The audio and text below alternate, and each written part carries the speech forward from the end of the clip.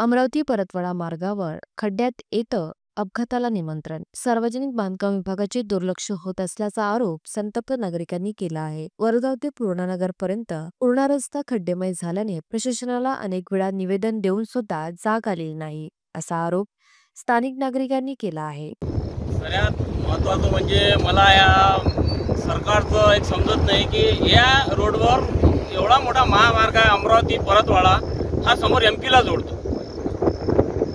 या रोडवरचं आशेगाव पर्यंतचं काम निकृष्ट दर्जाचं असते. आशेगाव पासून काम एकदम तर चांगलं आहे, तुम्ही गाडी तिथून फुल स्पीडनं नेऊ शकता. एक तर कसे लोकप्रतिनिधी तिकडले काम दाबून घेतात किंवा इकडल्या लोकप्रतिनिधी ते ताकद नाही. जेव्हा पहा तेव्हा ह्या रस्त्यावर हे पूर्णानगर पर्यंत सर्व खड्डे पडलेले आहे. यामुळे कसं येणाऱ्या काल एखादा मृत्यू झाला, त्या वडिलांचा एक आधार तुटला. आता त्या वडिलांना पुढचं आयुष्य जगायचं असं कशा भरोशावर जगाव.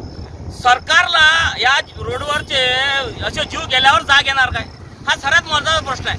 आणि एवढा मोठा महामार्ग असल्यावर यावर आतापर्यंत काम का होत नाही. अशी कोणती एजन्सी आहे की एका रोडवर अर्ध्यातून खड्डे पडत नाही, अर्ध्यातून खड्डे पडतात. मग ह्या भ्रष्टाचाराचं सरकार मूळ लावते काय, किंवा हे लोकप्रतिनिधीची कमजोरी आहे.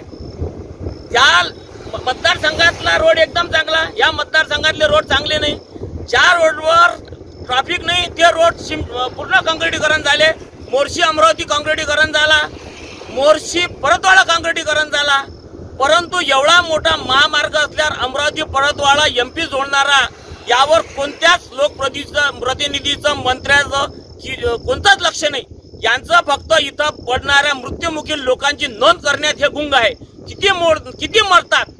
किती मरतात यांचं कोणताच दबाव पीडब्ल्यूडीवर आहे नाही. जेव्हा पाहिलं ते आपल्या मन. आणि यांचं काम करण्याची पद्धत बघा, ऐन पावसाळ्यात काम करतात. पावसाळ्यात कोणता असं डांबर आहे की ते वितळून जाते. वितळल्याशिवाय डांबरीकरण होत नाही आणि यांचं डांबरीकरण हे पावसाळ्यातच असते. त्यामुळे यांच्यावर सर्वात पहिल्या पीडब्ल्यूडीवर कारवाई झाली पाहिजे. बाकी मग अरे हे सर एका थालीचे साले चट्टे आहे. हे आता आहे थातूर मातूर, हे तुम्ही मला वरतून पाणी येत आहे असं कोणतं डांबर चिपकून दिले.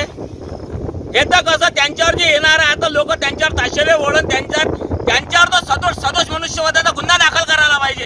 हे डांबरीकरण हे रोडचं त्यांची इकडे आहे, त्यांच्यावर सदोष मनुष्यवधाचा दाखल करून त्यांच्यावर कारवाई करायला पाहिजे. जे काम उन्हाळ्यात करायचं असते ते काम तुम्ही आज पावसाळ्याच्या तोंडावर करतात. मार्के फाट्याजवळ काल भीषण अपघातात एका युवकाचा निष्पाप बळी गेला. सार्वजनिक बांधकाम विभागाने त्याच्या अंगावरचे घोंगट लुटवण्यासाठी तात्काळ त्या ठिकाणी टीम पाठवून खड्डे बुजवण्याची प्रक्रिया सुरू केली आहे. या मार्गावरील खड्डे याआधी बुजवले असते तर असा भीषण अपघात या ठिकाणी घडला नसता. प्रशासन या मार्गावर अशी किती निष्पाप बळी घेण्याची वाट बघत तर नाही ना, असा सवाल नागरिक करत आहे. अचलपूर सब डिव्हिजनचे काम उत्कृष्ट दर्जाचे तार, अमरावती सब डिव्हिजनचे काम थातूरमातूर का होत आहे. अमरावती परतवाडा हा मार्ग मध्य प्रदेशला जोडणारा असल्याने या मार्गावर अपघाताच्या घटना देखील दिवसेंदिवस वाढत आहे. चिखलदरा विदर्भाचे नंदनवन असल्याने पर्यटकांची देखील गर्दी पावसाळ्यामुळे वाढत असते. त्यामुळे सार्वजनिक बांधकाम विभागाने त्वरित रस्त्याचे काम करण्यात यावे अशी मागणी नागरिकांनी केली आहे. भरपूर वर्दळीचा महामार्ग आहे. इथून आमदार, खासदार, मंत्री सर्व जातात, पण सर्व डोळे बंद करून जातात. त्यांना गड्डा दिसतच नाही, कारण की त्यांच्या ढुकण्याला झटका बसत नाही. काही त्यांच्या गाडीला शॉक बसते, त्यामुळे त्यांना झटका बसत नाही आणि त्यांच्या घराला कोणी मृत्युमुखी पडत नाही. त्यामुळे त्यांना समजत नाही. आम्ही गिरी साहेबांकडे पुष्कळ वेळा याची तक्रार केली आणि आम्ही स्वतः इथं आंदोलन सुद्धा केलं, पण त्याचा काहीच फरक पडला नाही. तक्रार केली, दुसऱ्या दिवशी येतात, मुरुम टाकून निघून जातात. आणि लोकांचे बळी गेले तर जाऊ द्या, त्यांना त्याचा काही दुःख नाही आहे. मंत्री संत्री सर्व आपल्या झोपेत चालून राहिले, झोपेत आपले जीवन जगून राहिले. त्यांना पब्लिकची काही घेणं नाही आहे. ज्या अर्थी ते एवढ्या मोठ्या महामार्गावर लक्ष देऊ शकत नाही तर ते काय तुमच्या गावावर तुमचा विकास करू शकतील, काहीच करू शकत नाही. पूर्ण भ्रष्टाचारानं मागलेलं सरकार आहे. त्यामुळं या रस्त्याची अशी दुर्दशा होणार आहे. सरकारला म्हणा, पीडब्ल्यूला म्हणा, तर पैसा नाही आहे. मग पैसा गेला कुठं? सरकार म्हणते आम्ही विकास करून राहिलो. मग कसा विकास कुठला आहे? लोकांच्या घरचे बळी चालले. तुमच्या घरातला एखादा जर बळी गेला अपघातात तर तेव्हा मग तुम्ही मोठा गावाच्या करता. तर म्हणून माझी एकच विनंती आहे की जेवढ्या लवकर तुम्ही या रस्त्याची बंदोबस्त करू शकत असाल तर करा, नाही तर आम्ही आंदोलन केल्याशिवाय राहणार नाही आणि एकाही मंत्र्याला संत्र्याला आणि कोणत्या अधिकाऱ्याला रस्त्यावर फिरू देणार नाही.